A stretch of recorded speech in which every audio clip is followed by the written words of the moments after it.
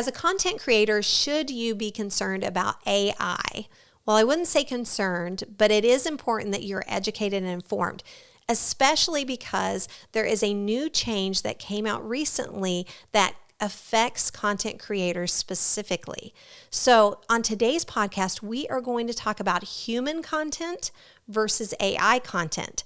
But I promise you that you will be informed, but you will also be very encouraged. So let's jump into it.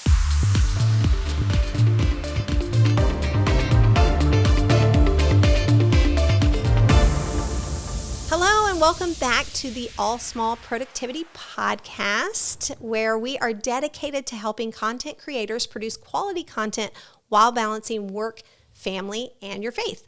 So whether you're watching on YouTube or you're listening on your favorite podcast venue, we welcome you. My name is Amber Davis, and I am here with the fabulous Logan Rodman. Hi. Logan is amazing. She is a social media guru and helps me with all things social media. And today we have an awesome podcast that we're going to talk about today. I'm so excited about this one. Yes, it is going to be great. We are talking about human content versus AI content. That's going to be good. Yeah. It's going to be good. As you're listening, wherever you are, YouTube, Instagram, LinkedIn, amberanddavis.com, make sure to leave us a comment, chat with us, chat with Amber. We would love to hear from you. And we also have a comment of the week. So this week's comment is from @EmilyB.Mercer. And it says, such a great episode and really encouraging about reaching those in your immediate circle. That was such a good episode. I love that. Yes. I love that she says that about the immediate circle, because if you go back to that episode, and that episode was the Overcoming Imposter Syndrome episode. So that was episode number 4 on it. So if you're listening on the podcast, that would be episode number 71 on the audio podcast and episode 4 on the YouTube podcast. Mm-hmm. But that was Overcoming Imposter Syndrome. And I talked about that immediate circle, that focus on the people that are right in your immediate circle, or that maybe you have 5 subscribers. Maybe you have one person that is commenting on whatever it is that you're doing, but you're reaching that person. Yes. So that imposter syndrome can be broken. That's the feeling that you're not qualified to be able to talk about what you're sharing. Right. That can be like totally broken through if you just focus on that one person. Yes. Yeah. That was such a good episode. It's full of so much goodness. So go back and listen. And as you're listening today, please share with us. Share with us what touches you or what speaks to you, how it inspires you.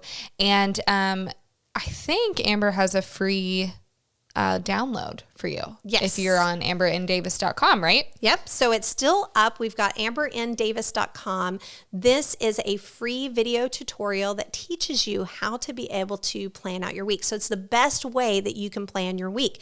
So if you want to be able to break through imposter syndrome, or break through how to be able to organize your week and get all the things done while balancing work, family, and your faith, the best way to plan your week, here's a little secret that I share, is about meeting with yourself at the beginning of your week. And this video teaches you how to do it, and it gives you a checklist on how to be able to do that in 30 minutes at the beginning of your week. So check it out. Go to amberanddavis.com. And when you register for the free teaching, you also get my weekly updates that come out every Sunday to be able to encourage you with a tip of the week. Yeah. It's so good. It's so valuable too. Yay. It's fun. Fun questions. Yay. So I feel like we called it something, but now I don't remember. Yes. So rapid fire fun questions. We've talked silly questions, fun questions, but we always start the podcast with just something fun. And it has to do a little bit. Loosen it up. Yes. Has to do a little bit about what we're talking about. Yes. Just for fun. Yes. So, okay. The first question we have is, when you were a kid, what did you make for your parents as gifts? Okay, so we're talking about human content. So I thought I'd put some human content in here. Human content as a kid. Human creation. Okay, so as a kid, macaroni art. Oh, did you? Did you ever do that? Macaroni art? I'm sure I did. I don't. When I read this just now, I was like, I don't know.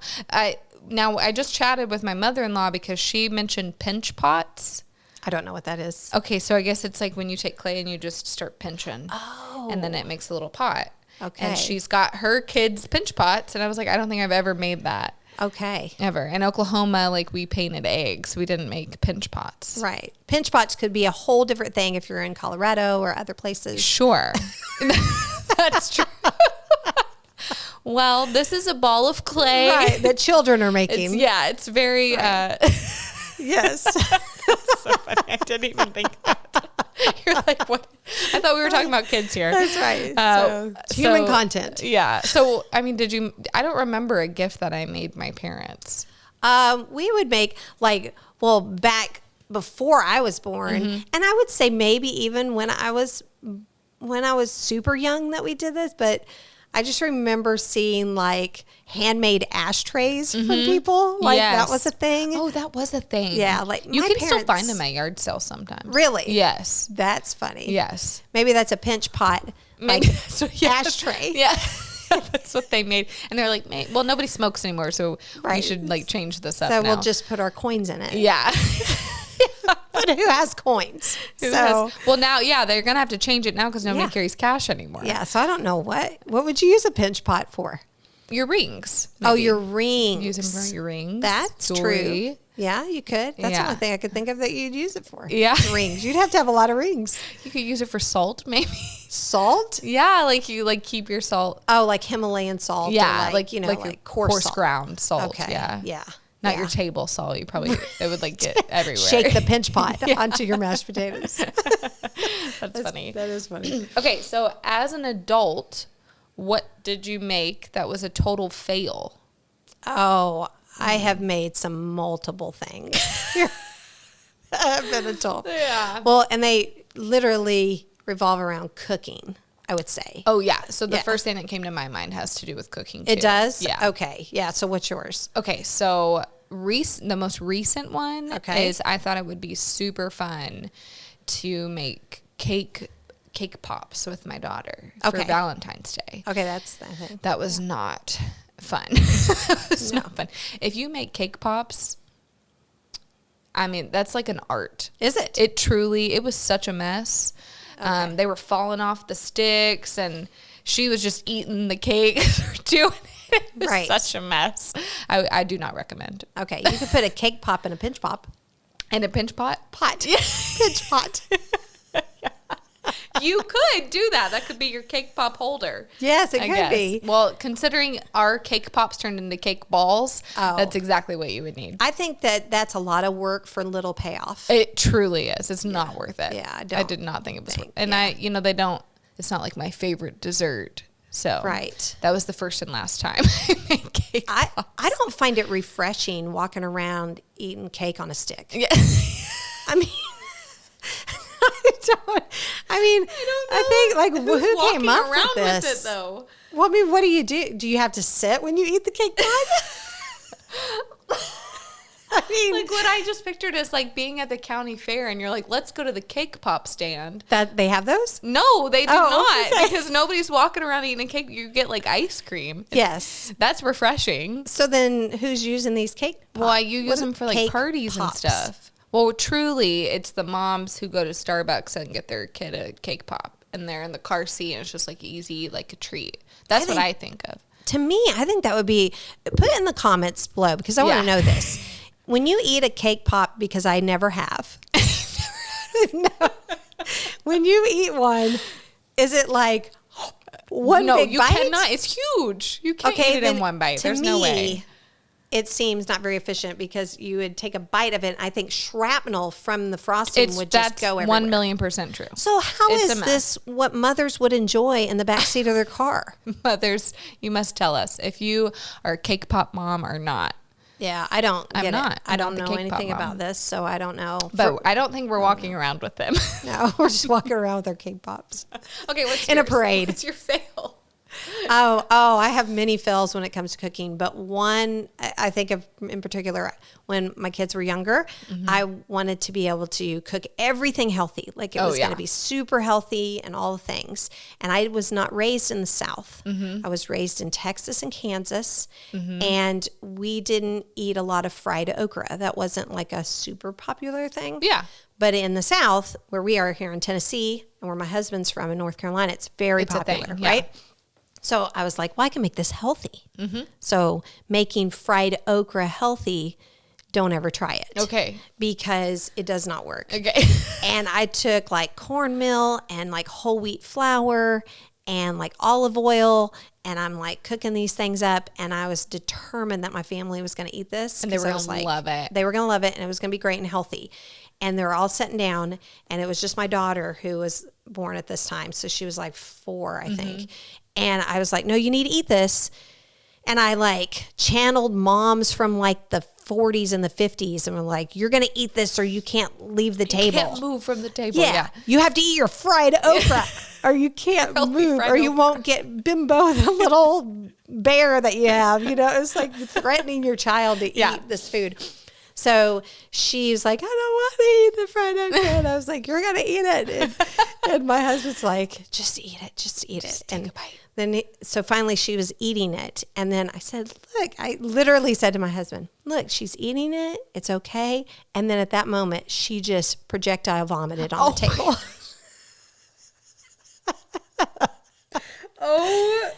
It was goodness, disgusting. That's a really big fail, Amber. Yeah. And then my husband looks at me and he said, I told you this wasn't going to work. Yeah.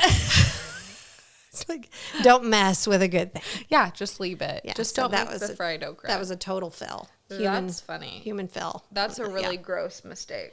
It was pretty gross. I mean, I'm not going to describe what Please don't. thrown up fried okra looks like. You can pretty much imagine. Yeah. Yeah. I know. I do think sometimes we discredit our kids. We're like, you're being pretty dramatic right now. It's just like, it's just food. Yeah. Just eat it. But then they're like, no, I really don't like it. Right. My body's rejecting it, Mom. Please don't make me eat this. So please. So after that, I'm really glad you weren't like, she threw up and then you weren't like, no, you got to finish. Here's a spoon. What's the next question? Okay. You can pull yourselves together. Lately, what have you created that you really enjoyed? Okay. So something that you created that you really enjoyed. I'm going to have to think about it. Do you have, sorry, Mike. Do you have like a... I mean, we're doing a lot of renovations in our house right now, and we're doing a lot of renovations like we're doing ourselves, some of these things. So I have enjoyed, I mean, it's a lot of work. Oh, but, sure. I enjoyed like what it looks like afterwards. Oh, yeah. But the one thing, and I've talked about this before, but the one thing that we did create on our own, and I told you about this earlier today, was the fire pit outside, the fire pit patio. It's beautiful. So it's circular, and it has like a pattern of the brick has a pattern, and it's a circular piece. And I found it on YouTube. Yeah. I looked it up on like how to create something like this. And it was a ton of work. Yeah. And we will never do it again because it was ridiculous work. Yes. And, but it was 666 and a half. I made sure there was a half in there because it would, like crazy demonic was 666. It's the circle and all of the things. With fire. Yeah. We needed the half. It's like, I didn't want to sacrifice things. For sure. So, yeah. So, but yeah, it was a ton of work, but it's beautiful and we love it, and we've used it and we bless other people with it by having different events and things. And it's been a blast. Yeah. It's really pretty. So you saying that made me think it's not completed yet, but we're in process of creating a garden. And my husband's building garden beds, and I've just really enjoyed the process of it. Like all of my little plants are starting to come up, and they're like ready to go in when he gets them built. So it's been raining a lot here in Tennessee lately, and where we live in Middle Tennessee, and it is kind of thrown us off schedule a little bit, but that's okay because he's got one done and it's beautiful. Oh, and I love it. I'm really excited about that. I'm excited for you because I love flowers. I love garden stuff too. I just like planting things like that. It's really nice, but I like flowers, and I don't like fake flowers. I like real flowers. Oh, same. Yeah. So I would rather now I do have some fake flowers around the house just because it's hard to keep everything fresh flowers. For sure. But I do love fresh flowers, and today we're actually talking about human content versus AI content. And I think about like plastic. That's so true. Versus fresh, and that's a good. Yeah, let's really pivot. like let's dive in. That's good. We'll pivot. So today we're drinking we have our tea. hot tea. I was about to say the same thing. We drink at the same time. Cheers, everyone. Yes. So for our awkward silence. I'm drinking peppermint tea today, and Logan, you're having a green tea with mint. Oh yes. So and it's delicious. So Amber yummy. always treats me to tea when we're recording. I love it. It's one of those things I don't think I want tea until I'm drinking tea, and then I'm like, this is wonderful. Oh, I love it. So I good. absolutely love it. Okay, Amber. So AI versus human content. I'm excited about yes. this. So we're talking about, this is all over. Like you can see this on YouTube, and you're hearing about AI. I mean, I'm just constantly hearing. Before we did this podcast, my husband was telling us something about AI. Yes. Like there's just AI conversations happening all the time, and we're just inundated with it. And I just wanted to inject some information and some encouragement around AI content versus human content, because there is some encouragement here. There's some challenges that are going on right now. Like, the Screen Actors Guild just went through their whole trial, or the whole strike that they had in Hollywood, and the actors and the screenwriters and the the copywriters and all of the people that are involved in that, dealing with, is AI going to take over their jobs and their images and their likeness and all of the things. And they're still working through some of that, but it is a real thing. I mean, AI is artificial intelligence is here for, computers, for being able to create copy and content to writers. But what's interesting about this too is that I'm on LinkedIn, and so I see a lot of these like job postings and stuff come through, and I'm constantly being dinged for copywriting positions. So what's interesting to me about that is they're still constantly reaching out to people to write copy, even though AI is such a big topic right now, which I find kind of interesting. But I wanted to be able to share a few things. So this is going to be a little bit more informative, and I'm going to get through a couple of things real quick. So where is your content? Is it blog? Is it YouTube? Is it social media? So our content typically is going to be out there, blogging, YouTubing, social media. But when it comes to Google, that Google owns YouTube. I don't know if people know that, but I didn't know that. Yeah, so they own YouTube, or at least they still have a big shareholding in YouTube. Okay. And so there's algorithms, and you're hearing maybe there's like rain happening outside. Okay, and I said it's been raining a lot, so and if you hear the thunder. It's funny because I say algorithms, and then it's like, yeah, so it's actually perfect timing. So, but algorithms on Google. So Google uses an approach they have in the past called EAT. That's their approach. And the approach stands for expertise, authoritative, and trustworthiness. So this is how they kind of form their algorithms, this EAT process. So expertise is it dependable? They're looking to see, is it dependable? Is it knowledgeable? Skills, you have credentials to be able to speak or write about the topic that you are sharing. Authoritative is, are you recognized and respected? So all these go into their algorithm, right? Are you recognized or respected in this area? Then that kind of plays into their algorithm. And then the third one is trustworthiness, which is it credible and is it up to date? Is this something that people are going to be wanting to know knowledge about currently in the current market? And so that's kind of where they have been, that's where their algorithm's set. But recently, and this is what I wanted to share, which I found really interesting, is that they made a new change to this EAT approach, and they added an extra E. So now it's EEAT. Okay. And the extra E that they added from, we'll review these again, expertise, authoritative, and trustworthiness. The next E that they added was experience. And this is why this is a game changer, is because if you think about expertise, authoritative, and trustworthiness, is it dependable? Is it recognized and respected?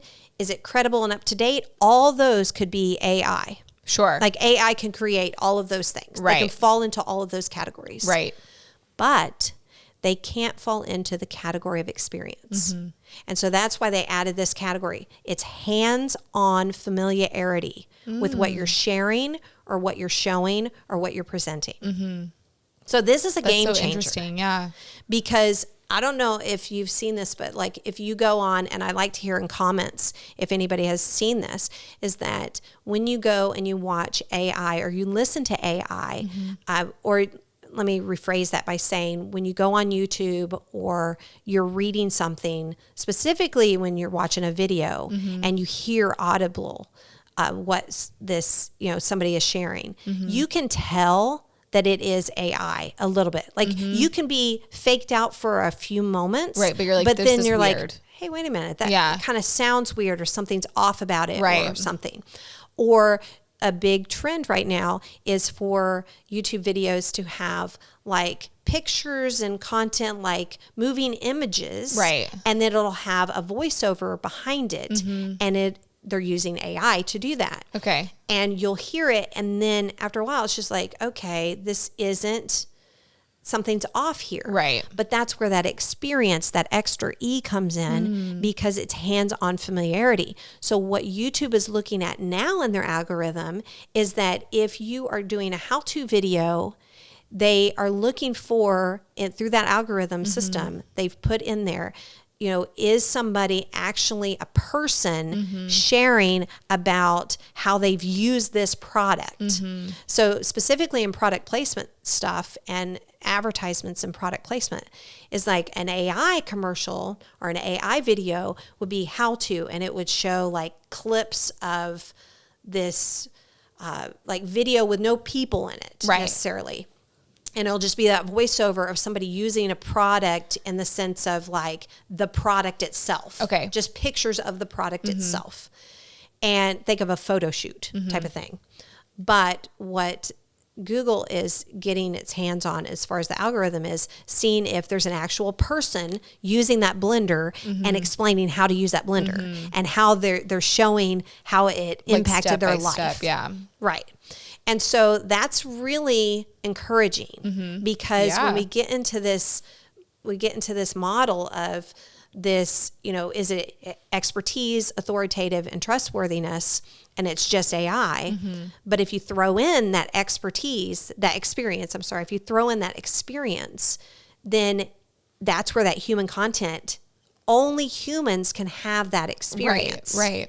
AI can never have that experience. Right. So that's a huge encouragement. Yeah. So if you are creating content for home decor, or if you are creating content that you are sharing, like I do here about content creators and giving them examples and giving them like specific tactics on how to be able to create content and do it through work-life balance.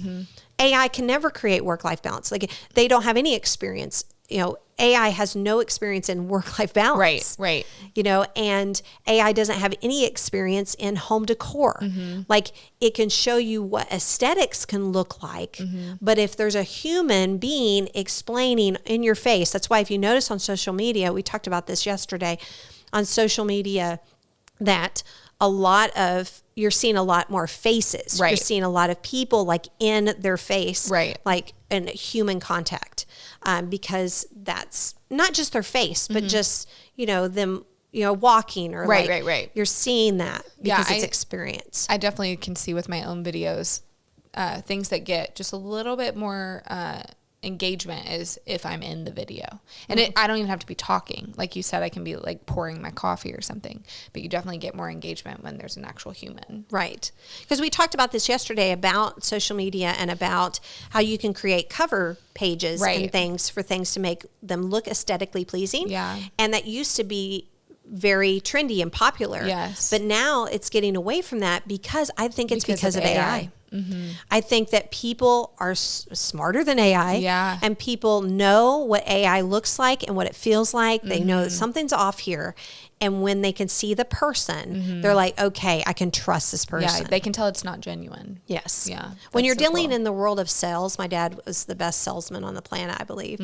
And when you're dealing in the realm of sales, so if you're creating content to try to sell to somebody, that there's a formula as far as sales are concerned, or an approach that's really important. And it's called know, like, and trust. Right. When somebody knows you, then they're like, okay, I know that person has this credentials, this respect for this person. Okay, now I'm starting to trust this person because I see that they're not just out to try to sell me something, but they're out to like really improve my life, right, or whatever that may be. And then so know, like, and trust. So I like this person, and then I can trust this person. Right. So that is the key too, is that when people are putting out content, you want the person that's consuming the content, that's watching the content, that's being benefited by the content to know, like, and trust you. And when it comes to algorithms, just know and be encouraged that it's not just about expertise or authoritative or trustworthiness, but it's also about your experience. Yeah, and it's favoring the human experience, which is awesome. That's so encouraging. So I wanted to encourage everybody with that. And the other piece of that is you'll hear this phrase, and I don't remember who coined this phrase. I did not. This has been around for years, but the term content is king has always been around when you're dealing with creating content, whether it be from marketing. It first started off with marketing, and now it's moved into content creation, but the content has always been king. Like, you could have poor audio and video and lighting, but you could just be you and a microphone, or you just talking to your phone and just share content, and it's always been content is king, which is true. But now we're moving towards a place where I like what Sean Cannell said. He's a social media guru, specifically with YouTube. But he talks about how content is common now and quality is king.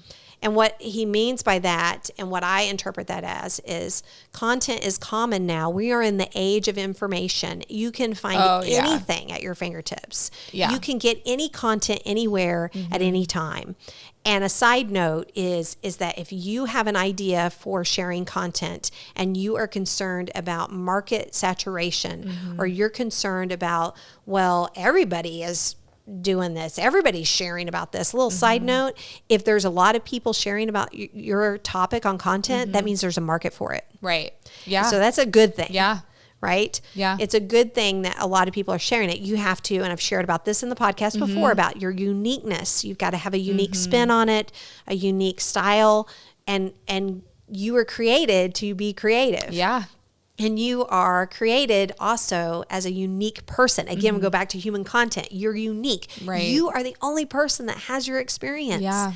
And so if you take that experience and you couple that with the topic of content that you're sharing, like the reason why you're watching or listening to this podcast right now is because I have a unique experience. I've been in content creation for over 20 years, whether in training and development, producing training videos, or whether I'm helping create content as a video producer for my husband. I've been creating content for years. And so because of that, I have an experience that AI doesn't have.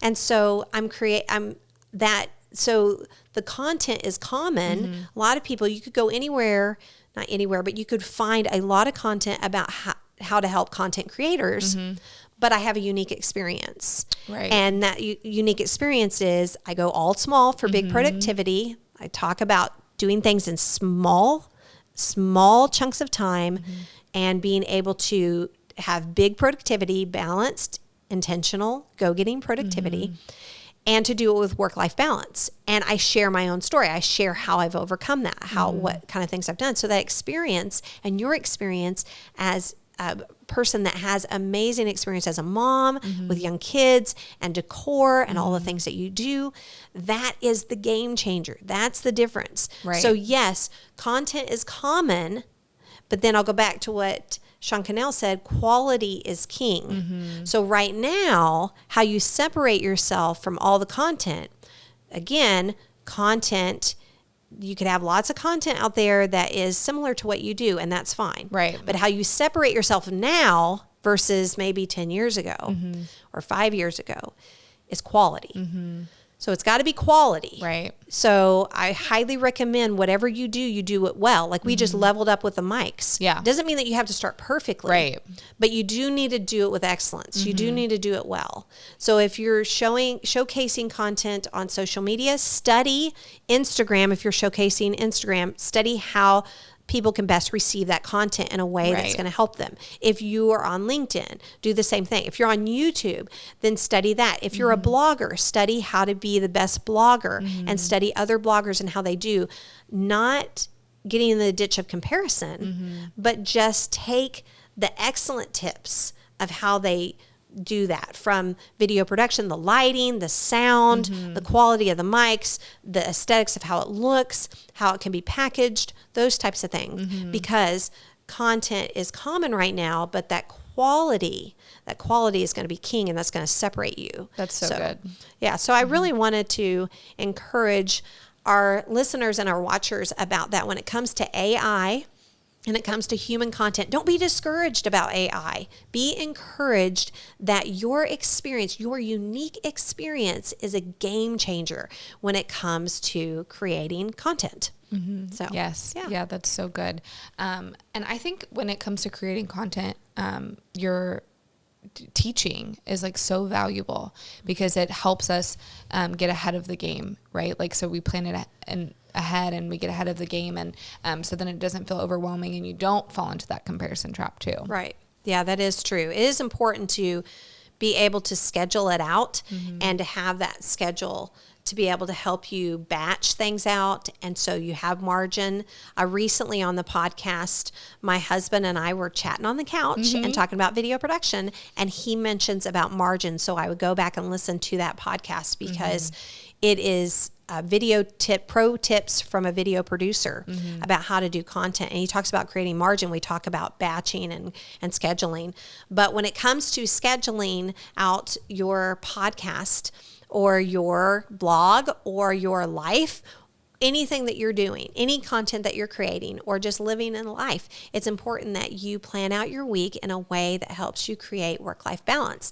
And so I want you to go to ambernddavis.com and get my free video teaching on the best way to plan your week. It's going to help you to be able to plan your week so that you can have balance with work, family, and your faith. Check it out on ambernddavis.com. Thank you so much for listening and watching today. Thank you for commenting, liking, and subscribing, and sharing this content out to the world. And remember to go all small for big productivity. We'll see you next time. Bye. All Small Productivity Podcast is brought to you by myself, Amber N. Davis, using the podcasting platform Buzzsprout, which I highly recommend. Recording and editing is done by my husband's company, Dad Chavis Productions. Thank you so much for joining us today. And remember to go all small for big productivity. We'll see you next week.